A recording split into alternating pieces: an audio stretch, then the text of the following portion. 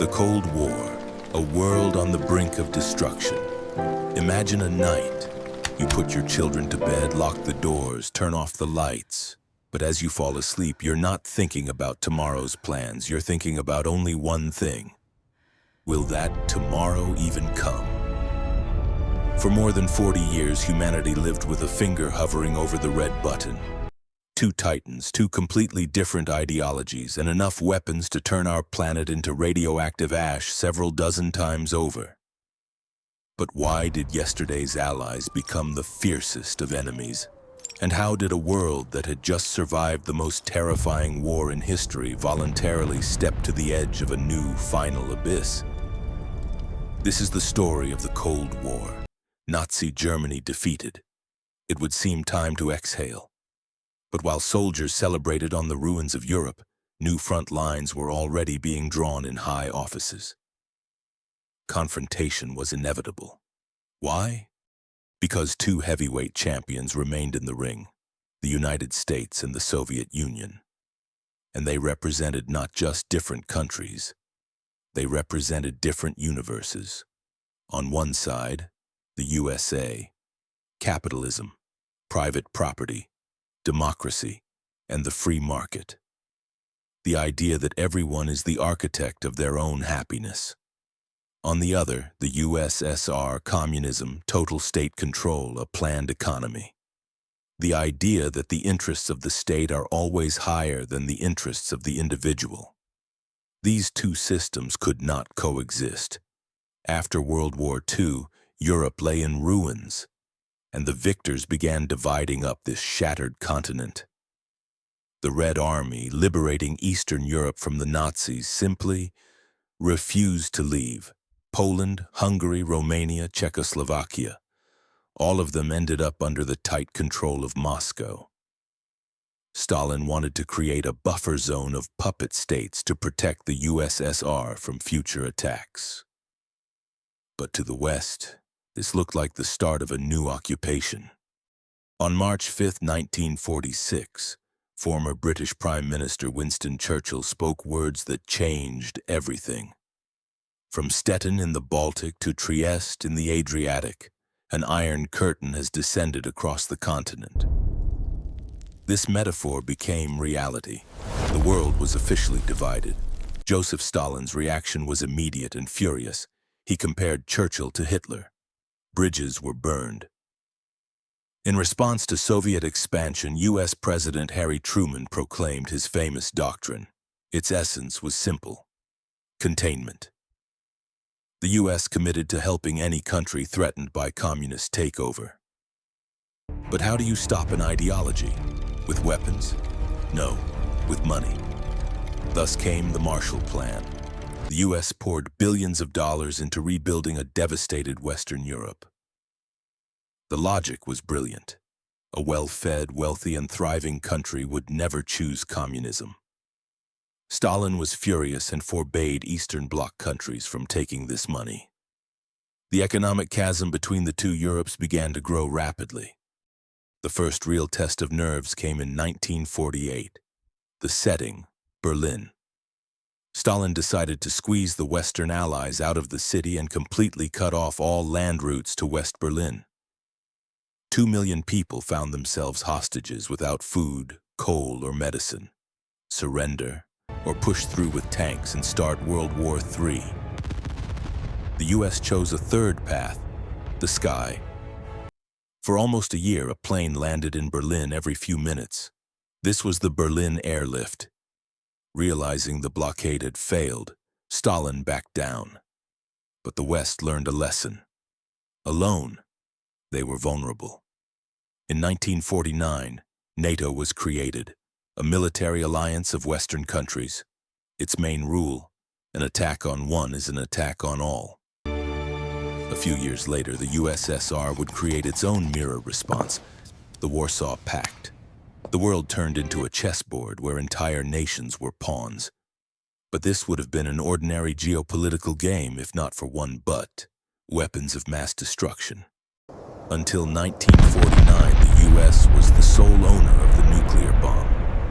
But suddenly, Soviet scientists, not without the help of spies, successfully tested their own. The monopoly ended. Madness began. If they have 100 bombs, we need 200. If they can destroy New York in 30 minutes, we must destroy Moscow in 20. This strategy was called MAD, mutually assured destruction. Paradoxically, it was precisely the fear of total human suicide that kept both sides from a direct strike. But if you can't fight on Earth, why not compete in the sky? On October 4th, 1957, the USSR launched Sputnik 1. America was in shock. If the Soviets could launch a bullet into space, that meant they could drop a nuclear bomb on Washington from orbit. Then, 1961, Yuri Gagarin becomes the first human in space. The USSR won by a landslide. To save the nation's pride, President Kennedy set a fantastic goal: to land a man on the moon by the end of the decade, and they did it. 1969. Neil Armstrong takes one small step for man, but a giant leap for mankind. America won the space race, but on Earth blood flowed like a river. This war is called cold because the US and the USSR never officially fired at each other, but for millions of people it was hellishly hot. The superpowers fought through other people's hands. Korea, 1950 to 1953. Communist North versus Capitalist South. 3 years of bloody meat grinding, millions of victims, the result. The border stayed exactly where it had been. The North turned into the most closed-off concentration camp in the world, while the South became a technological giant. Berlin, 1961. The Soviet Union grew tired of people fleeing en masse from the communist paradise to the West. In a single night, they built the Berlin Wall, a concrete scar across the heart of Europe. The Iron Curtain became physical. Vietnam, 1965 to 1973. America's greatest nightmare. The U.S. sent in troops to stop the communists in the jungle. Napalm, helicopters flying to rock and roll music, thousands of dead young men, and a shameful troop withdrawal. America lost this proxy war. Afghanistan, 1979 to 1989. But the USSR got its own Vietnam. Soviet tanks entered Afghanistan. 10 years of pointless war against guerrillas, mujahideen, who were generously funded and armed by the US, of course. This war would exhaust the Soviet economy and mark the beginning of the end. But let's go back a bit, to the moment our world nearly ceased to exist. October 1962, the Cuban Missile Crisis. An American spy plane photographs Cuba, an island just 140 kilometers from the coast of Florida. In the images, Soviet nuclear missiles. Flight time to Washington, mere minutes. This was Nikita Khrushchev's response to the deployment of American missiles in Turkey, near the USSR's borders. The U.S. declared a naval blockade of Cuba. Soviet ships headed straight for the American fleet. Orders to both sides: fire to kill if the blockade is breached. For 13 days, the world held its breath. People stocked up on canned goods, built bunkers in their backyards. President Kennedy and General Secretary Khrushchev played the most dangerous game of poker in human history. A bluff, or a readiness to die? On October 27th, the world was a hair's breadth from Armageddon. Off the coast of Cuba, American destroyers began dropping depth charges on the Soviet submarine B-59, forcing it to surface. There was no communication with Moscow on board. The submarine's captain decided the war had already begun and ordered the launch of a nuclear torpedo. Launch required the agreement of 3 officers. 2 said yes. The third, Vasily Arkhipov, said no. One man saved the world from a nuclear winter. Afterward, the politicians made a deal. The USSR would remove its missiles from Cuba. The US would quietly remove its missiles from Turkey and promise not to attack the island. We got away with it. After the Cuban Missile Crisis, it became clear this couldn't go on. A direct hotline was established between Washington and Moscow.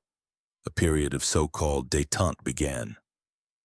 In the 1980s, U.S. President Ronald Reagan launched the Star Wars program, a space-based missile defense system. The Soviet economy, already cracking at the seams from weapons spending, the Afghan war, and inefficient planned management, simply could not answer this challenge. The system was rotting from within. The accident at the Chernobyl nuclear power plant in 1986 showed the whole world, and Soviet citizens themselves, the inability of a lying system to protect its people. The new leader of the USSR, Mikhail Gorbachev, tried to save the situation with the policies of perestroika and glasnost. But giving a little freedom within a totalitarian system is like opening a window on an airplane at an altitude of 10,000 meters. The system burst. In 1989, the Berlin Wall fell. The nations of Eastern Europe, one after another, overthrew their communist regimes. And in 1991, the world's largest geopolitical giant, the Soviet Union, quietly ceased to exist. The red flag was lowered over the Kremlin. The Cold War was over. The West won. But did this ending make the world forever safe? Today we see history trying to go in circles. New dictators rattle nuclear weapons. New empires try to redraw borders. The Cold War left us not only pop culture, James Bond, and computer technology. It left us a main lesson. Peace is a very fragile thing. And sometimes only one order, or one word, no, separates us from destruction. Thank you for walking this path with me. Write in the comments, do you think a new Cold War is possible today? Don't forget to subscribe to the channel so you don't miss new dives into history. See you next time.